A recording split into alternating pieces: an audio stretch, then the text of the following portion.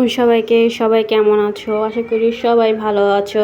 এটা হচ্ছে আমার নতুন চ্যানেল। আজকে ফার্স্ট তোমাদের সাথে ভিডিওগুলো শেয়ার করলাম। এটা বেশ অনেক দিনের আগের ভিডিও, তাই ভাবলাম তোমাদের সাথে শেয়ার করি। ভিডিওটা কেমন হয়েছে সবাই লাইক কমেন্টে জানাবা। আর আমি কিন্তু ঢাকা থেকে সুহা বলছি। আমার বাড়ি বিক্রমপুর, ওখানে মাঝে মধ্যে যাওয়া হয়।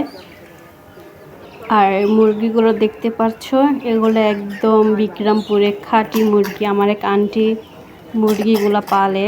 মুরগিগুলো দেখো কতটা সুন্দর, আমার তো খুব ভালো লেগেছে মুরগিগুলা।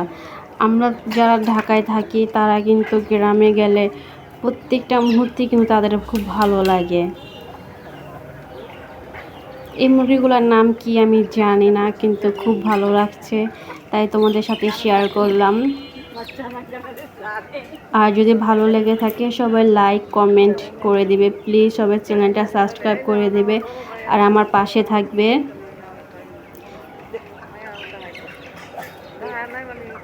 এখানে সবাই বসে উঠানে কথা বলছে আর আমি এখানে ভিডিও করছি। আর মুরগির শব্দগুলো কিন্তু খুবই ভালো লাগে। আর কে কোথা থেকে দেখতেছো প্লিজ আমার কমেন্টের মাধ্যমে জানাও। আর ভিডিওটা কেমন হয়েছে সবাই আমাকে একটু সাপোর্ট করো। ভালো লাগলে তোমাদের বন্ধুদের সাথে আমার ভিডিওটা শেয়ার করে দিও।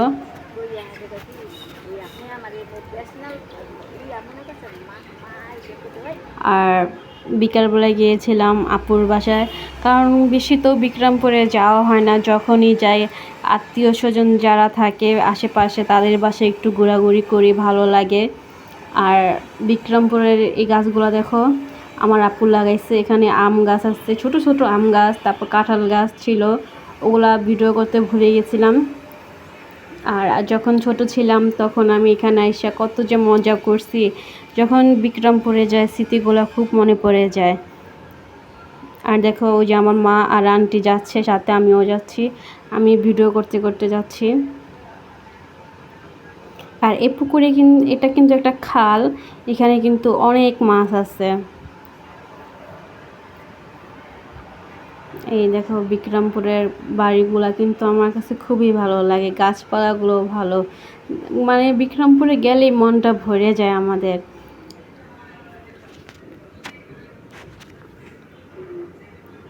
আর যখন গিয়েছিলাম তখন শীতের সময় ছিল, তাই গাছে একটু ধুলা পড়ে আছে। যখন বৃষ্টি হয় তখন তো গাছগুলো সুন্দর হয়ে যায়। ওটা ছিল দুন্দুল গাছ।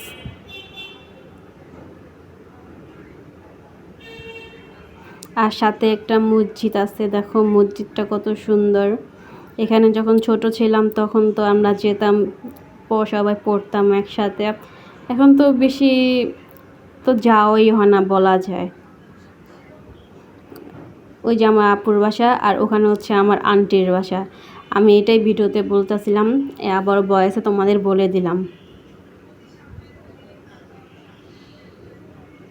আর এখানে একটা ছাগল ছিল, ওটা আমার আপুর।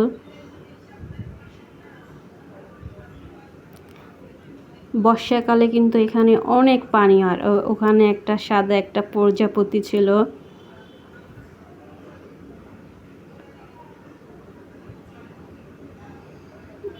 এটা কিন্তু আম গাছ। যখন গেছি তখন তো আমের ফুল মাত্র বের হচ্ছে, আর এখন তো মনে করো আম বড় বড় হয়ে গেছে।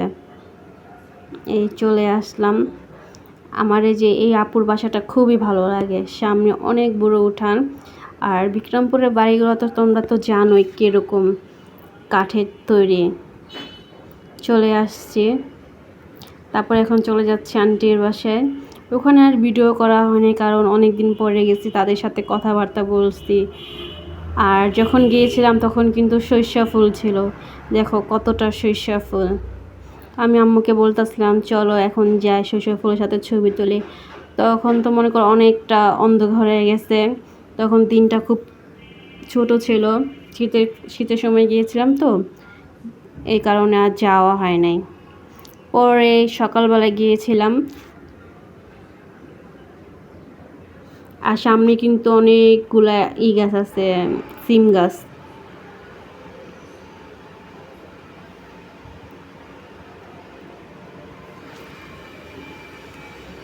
আর এটা হচ্ছে পরের দিন সকালবেলা। আর গ্রামের মানুষ সকালবেলায় কিন্তু রং চা, বিস্কুট আর মুড়ি এগুলোই দিয়ে কিন্তু আগে ফার্স্ট নাস্তা করে, তারপর তো ভারী খাবার খায়।